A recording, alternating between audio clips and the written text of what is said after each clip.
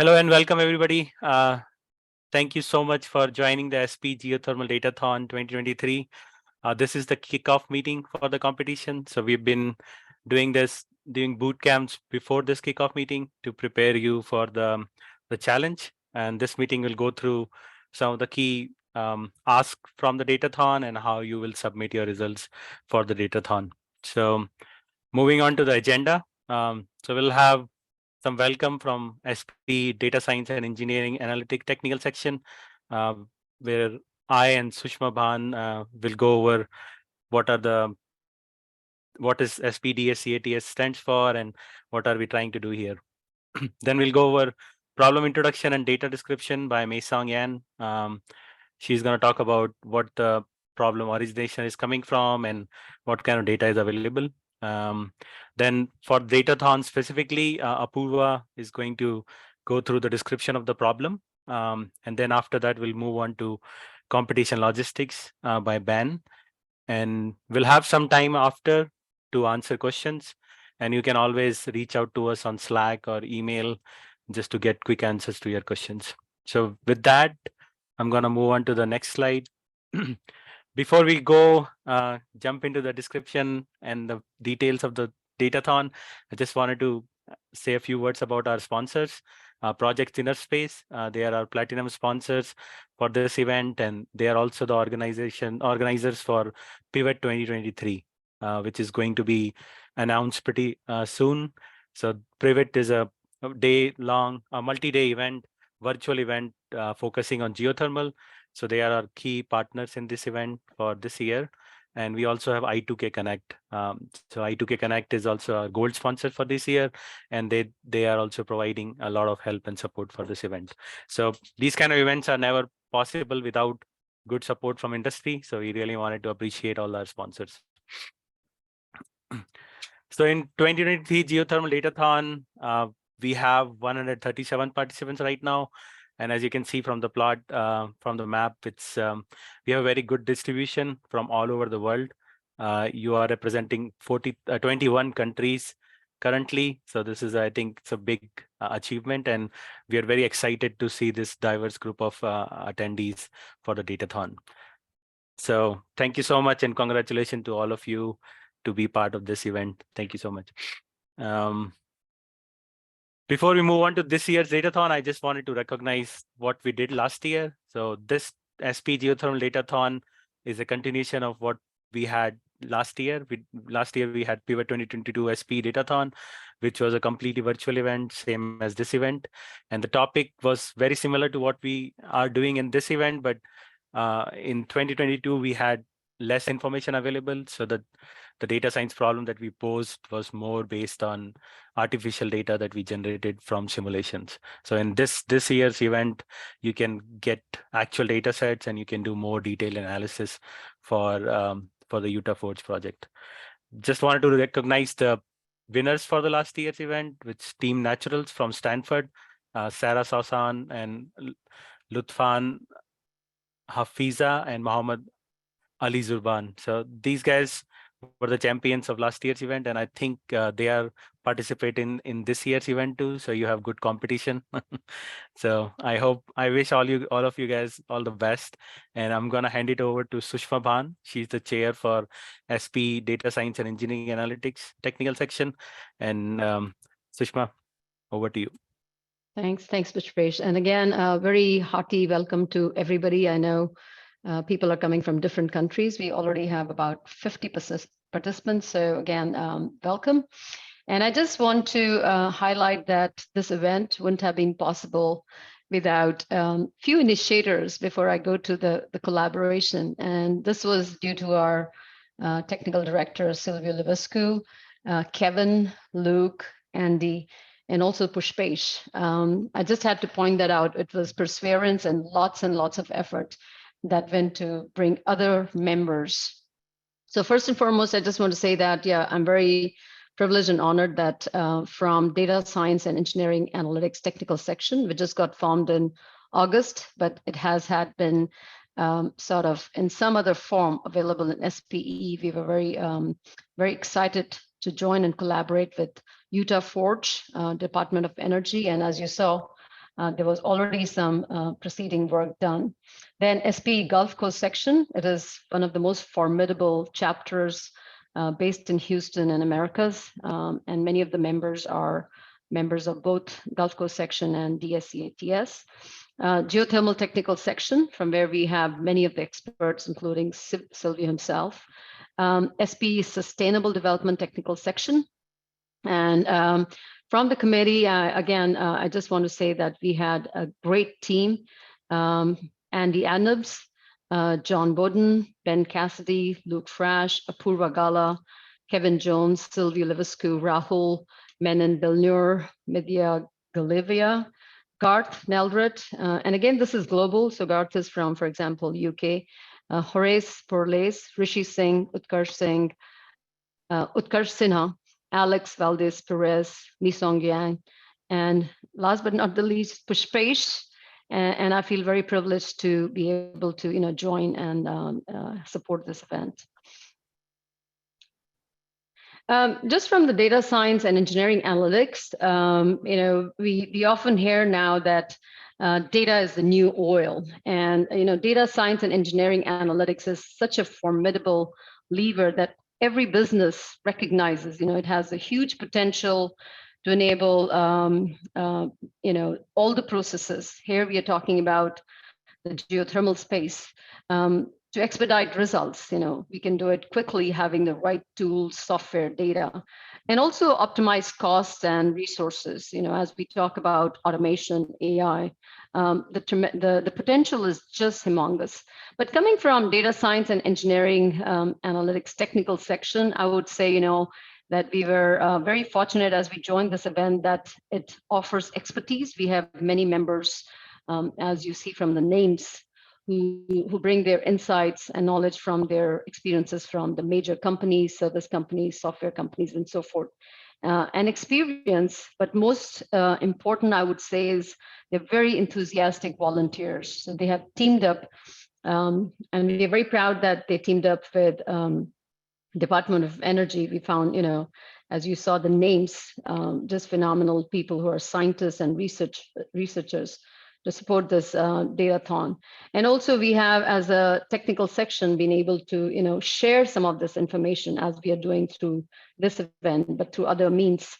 So others can benefit from this arena of knowledge and information, and we can take it forward for other things that can be succeeded on top of what's happening with this event. And again, I don't have to say about geothermal to you all. But again, if you look at the whole area, the size of the prize is huge.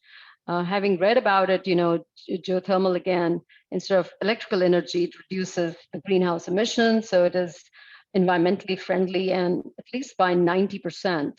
I've read some quotes from Stanford University. So this is a huge, growing, big potential area, and it takes a lot of information and data. Just to touch upon a few, and you'll see that coming from the experts. You're talking about microseismic data, you're talking about geospatial data, the well data, the pressure, and so much so.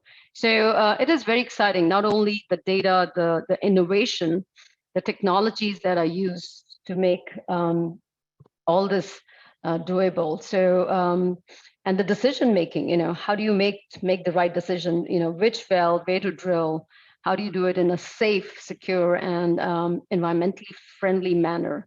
I think that's very key. So we, from data science and engineering analytics technical section and the whole SPE, really are excited about this. I just want to say a big thanks to all the contributors, all the participants who are joined and will be going forward with this Datathon, all the collaborators, and last but not least, all the sponsors. So just want to wish everybody good luck. And with that, Mi-Song, over to you. Hello, everyone. This is a recap of the project background and the database we have. Andy already presented more detailed information in the bootcamp number 3 and answered a bunch of questions. So if you missed it, I highly recommend you to review the recorded webinar. I'm lucky enough to have the privilege to not go through all the details here. So next slide, please. So have you heard about the Utah Forge before this Datathon? Why Department of Energy sponsors the Utah Forge and its research projects? Because geothermal energy is recognized as a renewable and environmental friendly energy resources that has a low carbon footprint. We have used this energy thousands of years ago. One simplest and the earliest example would be the hot spring. The Utah Forge project is specifically focused on developing EGS technology in the Uinta Basin in eastern Utah. The ultimate goal is to develop cost-effective and environmental sustainable geothermal energies that's not subject to the same fluctuations like wind energy or solar power. Utah Forge has drilled 6 wells so far. If you look at the right plot, 4 seismic monitoring wells, 2 stimulated wells, and 1 planned to be drilled this year. And the 50A 42 well was a vertical test well drilled in late 2017 and was completed in early 2018. Utah Forge conducted a series of tests and collected a bunch of data such as subsurface geology and hydrology, the temperature and the pressure of the water and the rock formations at the different depths. They use the data for the design and construct the EGS experiments we are going to talk about later on. So well 16A is a deviated well. It's about 65 degrees deviated from the vertical. It's designed to be the injector to inject water into the hot rocks. The well was completed on February 2021 and was stimulated with 3 stages in April 2022. The well 16B is also a deep deviated well. Previous slides. Is also deviated well. So this well 16B is designed to be the producer to produce heated water to generate electricity. So it's scheduled for the drilling at the end of this month. It's very exciting. So in this, those are the information for the previous slides. And this slide talk about the well 6B summary and the data. Going back. Oh, should I go back? Yes. Next slide, please. Oh, sorry. Thank you. Going back 1 slide. Okay. So this is the well. If you look at the left plot, you can see the surface well locations with the well trajectory if it's a deviated well. And the link is provided at the bottom of the slides. You can click these slides to look at all the well information about the 16A. It has a notes summary and the link all the publicly available data. So next slide, please. Now let's talk about another important database. You probably will click and browse multiple times each day during this Datathon. Geothermal data repository. GDR is an online platform that provides open access to a wide range of geothermal data and information, including data from geothermal exploration, development, and the production projects worldwide. The purpose of GDR is to facilitate the discovery, access, and the use of geothermal data by researchers, industry professionals, and the public. The link is provided below at the bottom of the slides.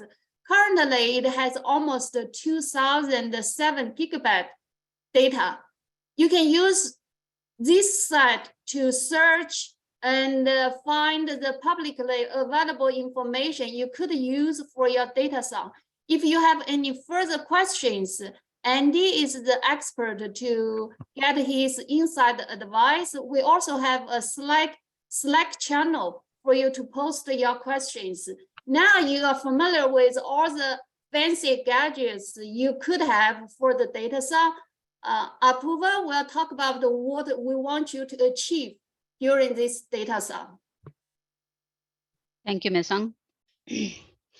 One more, please, Pushpesh. All right. So the problem statement for this particular datathon is split up into 3 sections, right? So there's part 1, part 2, and then you have some stretch goals.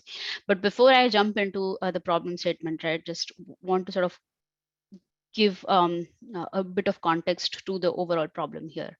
And really the goal is to be able to harvest a geothermal well in order to maximize the production of geothermal energy, right? So that's what the ultimate goal here is.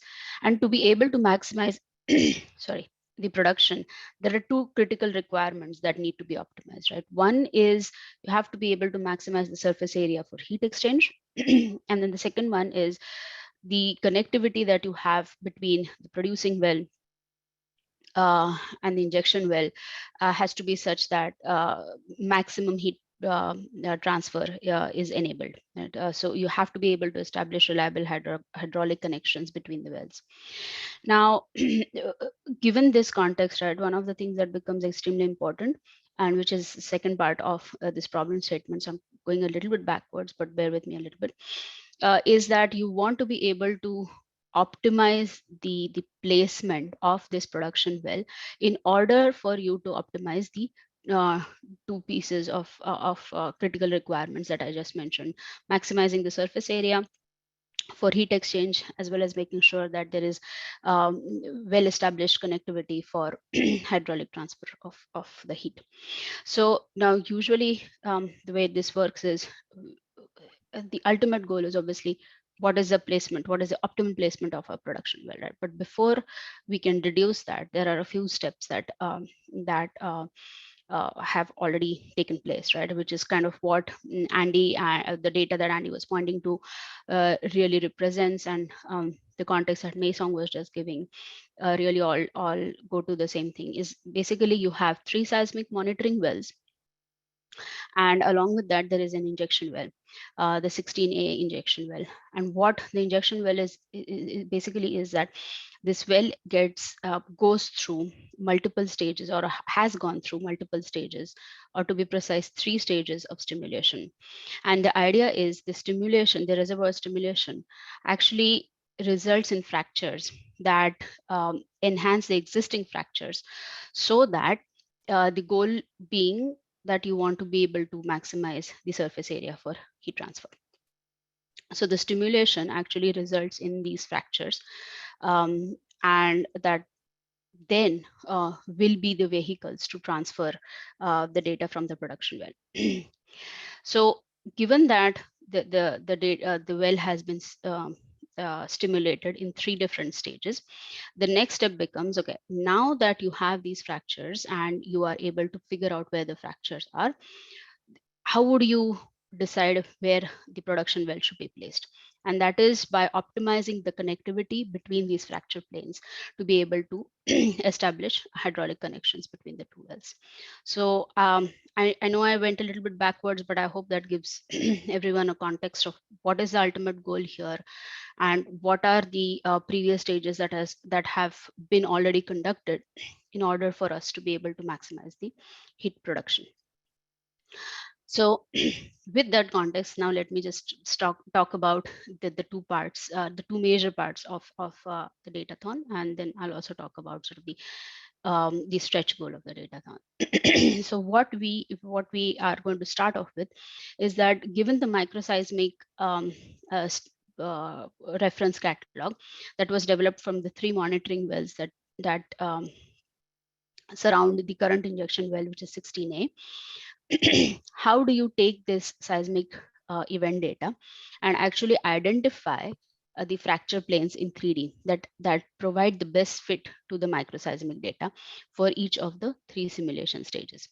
And the fracture plane interpretation can include as many interpreted fractures as the team feels necessary, right? So there is no uh, best answer here.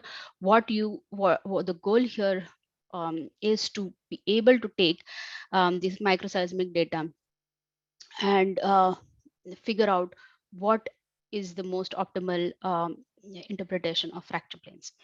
The data that you can use to do this kind of best fit analysis is the seismic event data. The link is on this slide, and it is also part of the problem statement. And that could serve as a really good starting point for exploring this part of the problem. The other set of resource that is available to you is a 3D visualization tool called ParaView that actually allows you to visualize not just the seismic locations of the seismic events, but also overlay those locations with different uh, quantities of the seismic events as well. I will talk about the additional goal, but before I do that, Pushpesh, can we go to the next slide, please? I just wanted to give everyone an idea of how the data looks like. All right. So the stimulation event data is basically there are 3 sets of CSV files, one for each stage of the stimulation. They look something very similar to this. I'm not going to go into too much detail of what the data represents, but as you can see, you have enough information about what are the different fields within the CSV file that are interesting. What do each of them represent? And using this information, I think you should be able to get a pretty good idea of what kind of seismic event clouds were generated with each of the stimulation stages. Pushpesh, can we go to the next slide, please? All right. So if you have to pictorially kind of give everyone an idea of what this part 1 of the problem statement should the outcome of it should look like, it would be summarized with these 2 images. So the image that we have on the left is really basically a plotted 3D point cloud uh, per stimulation stage. And what those point clouds really represent is not just the different stimulation stages, but there is a contextual reference that is given to you that also shows the trajectory of the 16A injection well, and then the potential 16B well trajectory. But think of this image mostly as a visual representation of the data that exists in the 3 simulation stage files, similar to what we saw in the previous slide. But this is just a representation of that data. This is just to give you all an idea of a visual idea of what it looks like or what it might look like. And then the goal of part 1 or one possible outcome of part 1 could look something like what you have on the image on the right, which is you have taken these point clouds and figured out a 3D plane that can actually fit each stage of the simulation. Again, I use the word 3D plane, but the 3D plane is basically a single interpretation, and you're free to come up with multiple interpretations as well. So in terms of the bonus goal, which I kind of skipped over to go to the data part of the sort of the data snapshot for this part of the problem statement, really talks about how do you come up with not just a interpretation, but multiple interpretation of the fracture planes. And one of sort of the contextual piece of data that you could potentially look at in terms of figuring out better orientations of your fracture planes could be the stress data at the Utah Forge location. In the problem statement, you actually have a link provided to that data as well. Again, these pieces of data and these visualizations serve as guidelines and the way for you to be able to jumpstart your thinking. These are by no means something that you should prescribe to. They're simply giving you a starting point. With that, let me go on to the second part of the problem. Now, Pushpesh, can we go to the next slide, please? Thank you. So now the second part is kind of an addendum to the first part. So now that you have multiple fracture planes that you have, or a fracture network, I should say, that you have been able to interpret, you can use um, these interpretations to now construct a 3D map of the planes relative the location to the location of your injection well, which is 16A, right? And not just that you have created a 3D map of these planes, but you want to be able to augment this information or augment this map with stimulation flow and pressure data from 16A as well. And what that basically will do is it will help you bootstrap your interpretations and allow you to identify a preferred location for the production well, which is 16B, which is basically the aim or the goal of this datathon at the end of the day. And the location should ideally optimize the heat production. And when I say heat production, the point to keep in mind here is you want to be able to now create these optimal intersections between your fracture planes so as to maximize the connectivity between the 16A injection well and the 16B production well. So those are the factors that you should be looking at optimizing in terms of looking at outcome for the second part of the problem, which is problem 2, which is part 2. Possible data source that you can look at is the stimulation data. You will find the link in the in this slide, and it also is some auxiliary information that or potentially other pieces of data that you can look at is also provided in the detailed problem statement. Pushpesh, can we go to the next slide, please? All right. So here I just wanted to give you sort of the snapshot of what the stimulation data actually looks like. Again, you have 3 CSV files that basically give you information about how each of basically stimulation information about the 3 stages. Each of these Excel sheets has a graph that basically shows you how the surface treating pressure has evolved over the period of the stimulation and other parameters as well. And what this data can help you do is as outcome of your part 1, which is basically just a bunch of 3D planes, what it can actually help you do is now how do you use this stimulation data in order to inform how the fracture planes could ideally connect with each other, and that could probably that could point you to the most optimal location for the production well. So the image on the right is really kind of showcasing, again, this is simply for visual representation of to get you to connect the data to the problem statement and give you a visual image of what it might look like.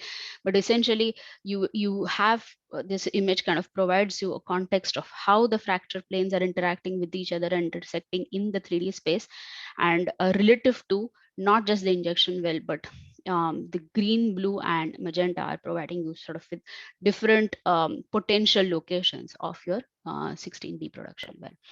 Again, use this just as a visual guide, and not more than that. So I have covered part 1 and part 2 of the problem statement. Let me go ahead and talk about the stretch goal as well, and we can take questions after. So given that now you have come up with a reasonable interpretation, 3D interpretation of your fracture planes, and then estimated and optimized position of the production well, there are a few stretch goals or conclusions that you can probably also derive from the exercise. And this is what we have encapsulated as a stretch goal for this problem statement. One is, it would be great if you could provide suggestions how to improve the design of the stimulations in the future, right? That would really end up maximizing or enhancing the fracture networks in order to increase the surface area for heat transfer. One of the other things that you could consider as a stretch goal is if you could summarize the key lessons that you have learned on any topic through this exercise, that can actually give us insights from your exploration of the problem statement, and that could be leveraged for any future stimulations, or essentially just insights from your process would be extremely helpful. And finally, if you could use predictive modeling to improve the interpretations of the fracture planes for the well placement optimization with respect to three parameters. One would be the thermal breakthrough. The second one would be recovery efficiency and stimulation efficiency.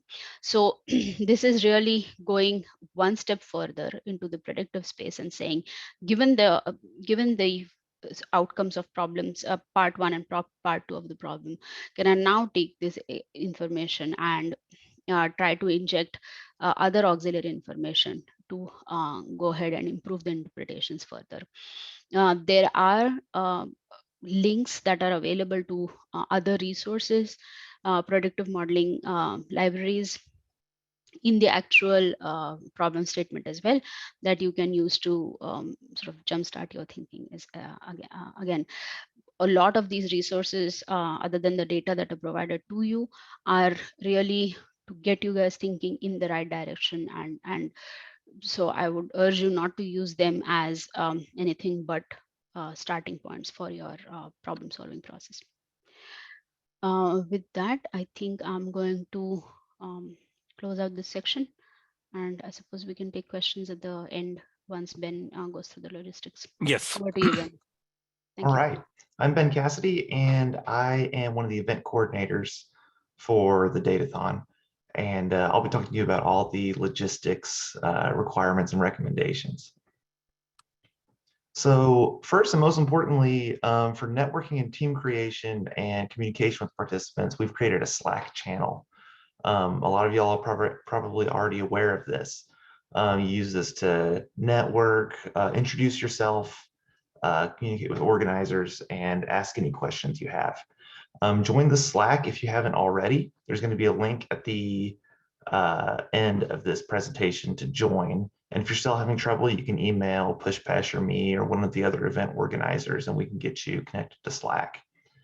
You still have 1 week to submit your teams to me. And the way you do that is just by sending me a direct message via Slack with all of the members of your team and also a team name for y'all.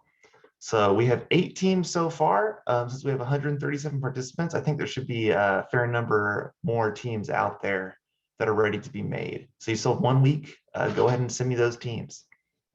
Next slide, please. So in order to further augment your team's abilities, we have a repository of webinars and boot camps from our previous Datathons. These cover a lot of the basics of geothermal, data science, and teamwork and communication. And you can find these at this link and also at the end of this slide deck. And this slide deck will be made available to you along with the problem statement via Slack at the end of this presentation. Next slide. But we've also had live boot camps so far this year, and these have been fantastic. We've had basics of geothermal. We've had introduction to GER and Forge, some of the more important specifics regarding this Datathon. And actually tomorrow with Apoorva, we've got data science and the problem statement introduction. And these are all live datathons, and we've had fantastic participation, but we also have the recordings available in a YouTube playlist, also in a link here. Next slide, please.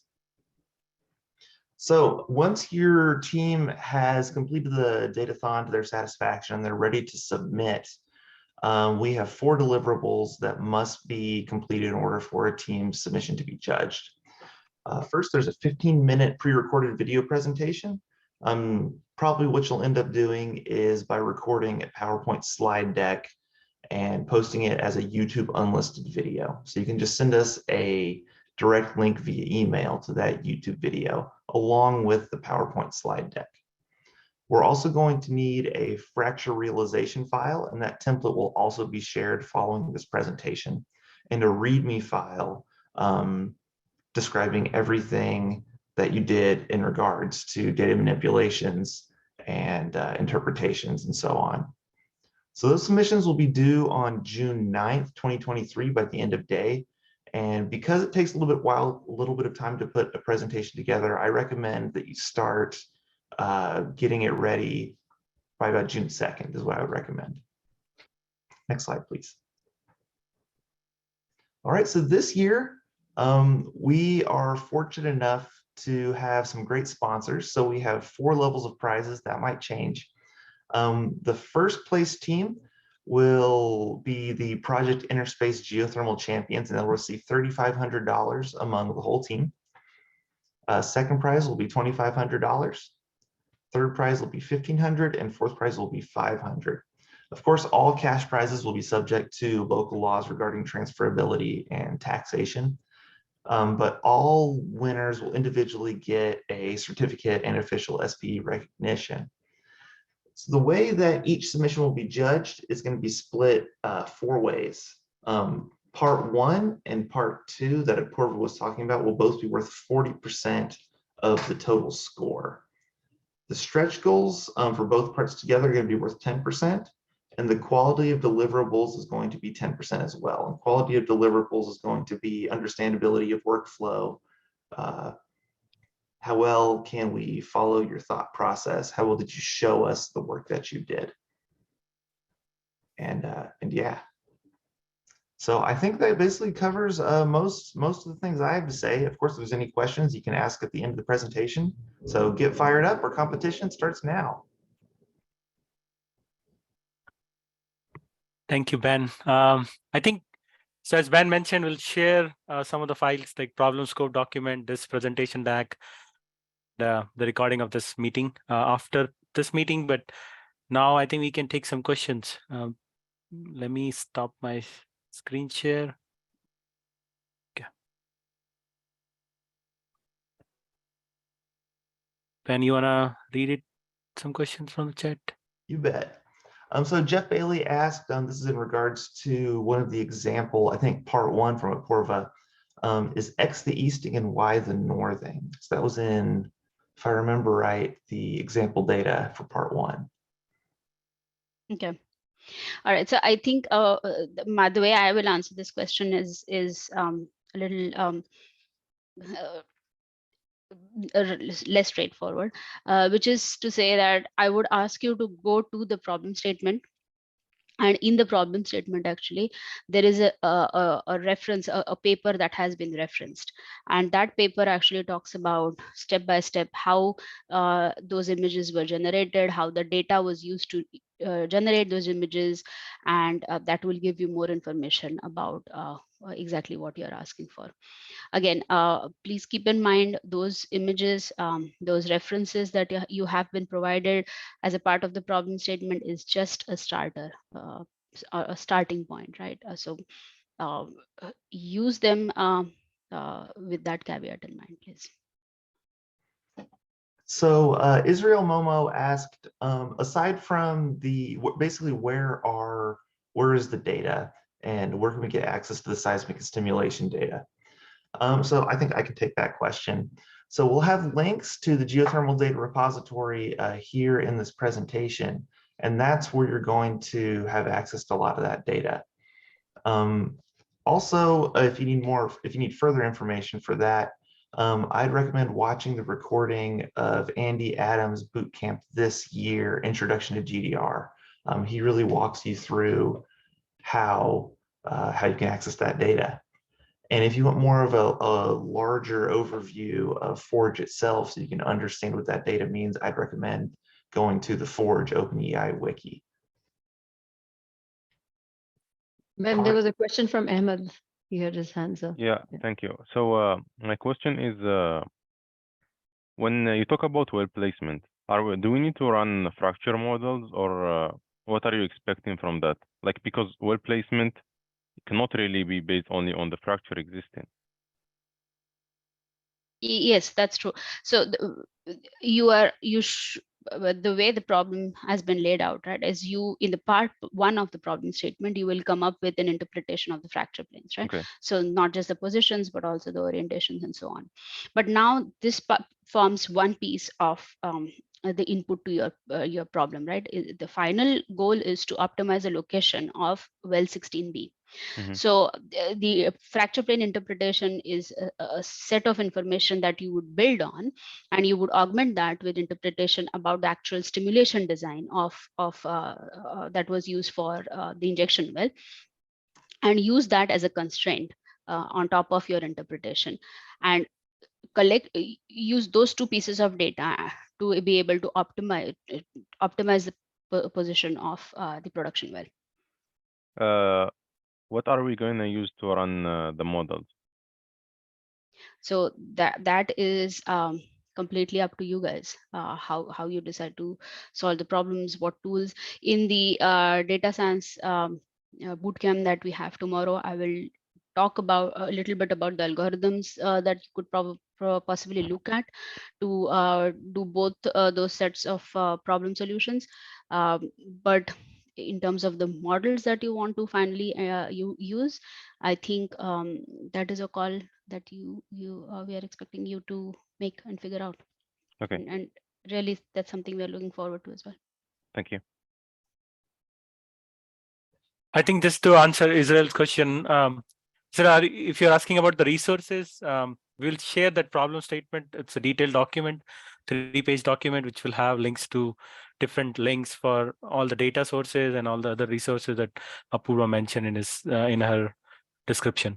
So hopefully that should be enough. If you need any other help, you can always reach out. And as I think tomorrow's bootcamp will be very critical. If people have doubt, they can join the tomorrow's bootcamp, and we'll record it also. If you cannot join, we can share the recording later on, but that will give you guys a lot of information about how to approach the problem, how to start with the different data sets. So I think that will be helpful. And I just want to mention that we have Silvio Livescu joining. So Silvio, if you have just one moment to say a word or something, I know you were one of the key initiators. Are you in there?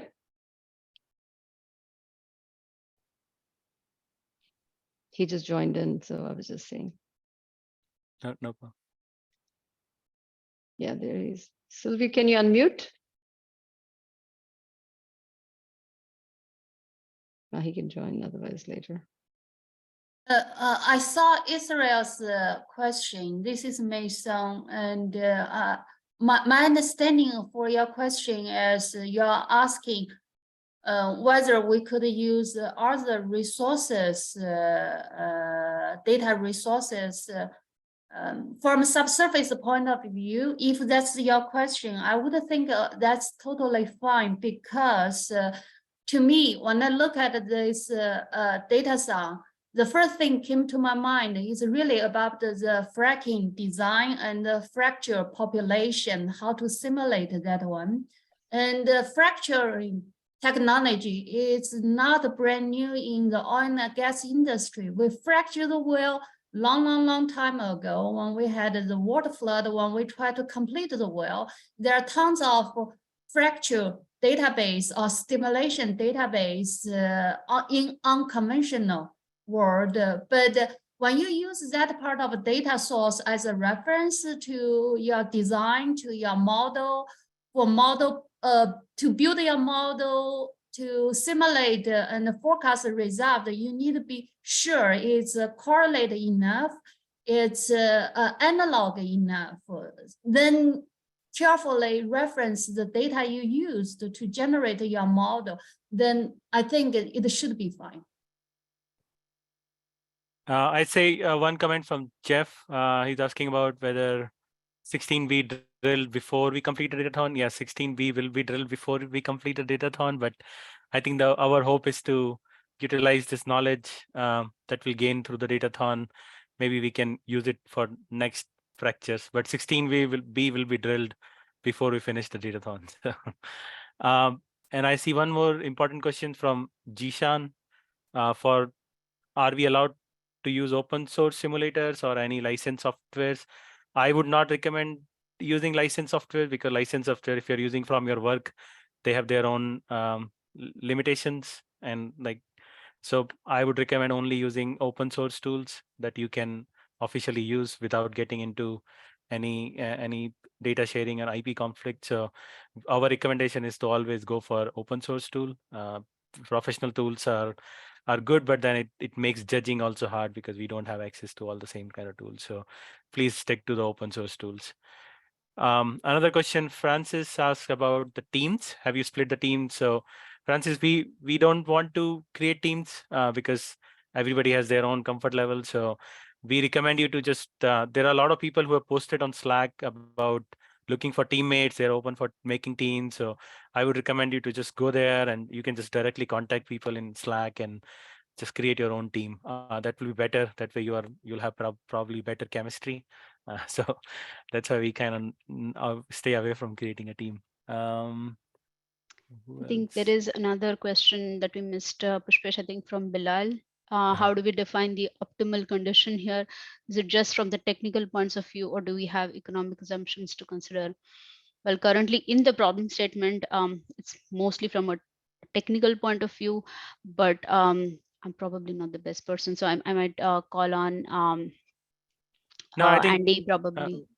Yep, I can add here. I think last year also it was only technical specifications, but then the winning team actually brought in the optimal the economic angle also, so that kind of worked in their favor. So as a basic metric, it's kind of an additional insight you can bring in, which actually improve the design. That will be useful. Another situation for the economic design is it will involve more complicated parameters we need to think through. Initially, our problem statement had the economic metrics built in there. We decided to delete it, move this part out because we want to keep it more straightforward as a technical design. And typically, more technical sounding design means more economical return, not necessarily all the time, but typically it's this way. And also consider this as a research project. And we want to do more detailed analysis. And once we are nailed down all the mechanism, all the solutions, we know which is the best way for the economic return. So we are on the first stage right now.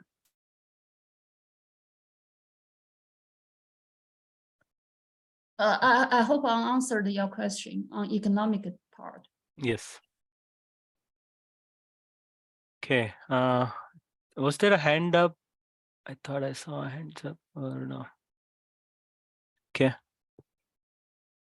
Pushpesh, I just added any extra points or to highlight environmental footprint and safety. Yeah, I That's think something judges those will- those are something that judges probably will look at. So all the additional things that that we have not rightly specified in the problem scope, you can always add it, and that will be beneficial, I think, for the judges to look at, like economic angle or environmental angle or a safety angle. Jeff, one more question: U.S. oil field or metric units? I think the DOE data is all US oil field. So, but I think we don't. What do you say, Apurva? Is there any recommended unit system that will propose, or it's up to the participants? Yeah, I would say it's up to the participants. I think we can keep the creativity angle as open as possible. Okay. But I thought by standards you always went by what the country's standard metric system is, but you could, for your own convenience, convert it. So sticking to what is used in this country should be what is applied, because it's done here, geographically and all that. Yep. So, that's a good point. I mean, be mindful about what units are being used. Any further questions?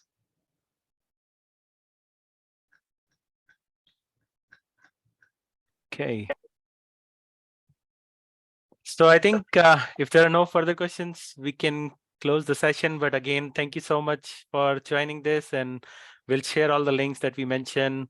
There is a Datathon bootcamp tomorrow. Please make sure you join that live to ask questions or watch the recordings. And as Ben mentioned, join the Slack channel for live updates. We might do one more bootcamp in the future in the middle of the Datathon, and we'll also do some meetups in the middle of the Datathon to just get everybody's input on where they are and if they want to network. So you will see all those details upcoming in Slack. And I see one more question. Yeah, about past presentations. Yeah. So those are going to be in links at the end of this slide deck, and you can get this slide deck. It'll be posted on the Slack. And if you can't join the Slack, send me an email. And Francis, yeah, all the files will be shared with you. So there are YouTube links where all the videos bootcamps are uploaded. So you can always watch. I see you only watch Dr. Silviu's presentation, but yeah, there are other bootcamps that we posted the links on. Tell you what, give me a second and I can pull up the Slack right now so you can go to it directly. Okay, perfect. Won't take more than half a second. Rahul asked, will you do any more meetings on how to share the results in the final presentation? I think maybe we can plan for it for later on. We don't have anything planned right now, but if you feel that something will benefit you, if you look at the previous bootcamp recording, you'll find some tips and tricks about how to succeed in a Datathon. That will be helpful, and we also posted the results of the previous year's recordings, so you can actually look at their videos and understand how they are approaching the problem. But we can also collect some feedback. If required, we can do another session which will talk about in the middle of the Datathon, which will talk about the presentations. I know everybody is excited about the Datathon right now, but at the same time, I want you guys to take some of this chance, and take some time to review SPE's website and data science website, and join us as a member, subscribe, and you will hear more Datathon and more event from us. Yeah, thank you, Maisang, for the reminder. Yes. Okay, so let me stop the recording. If there are no other questions, good luck, guys, and we'll stay in touch through Slack and email, and let us know how you're feeling. And thank you so much for joining today. all the best, Thank everyone. you. Yeah. Thanks for joining. Good luck, everybody. Thanks.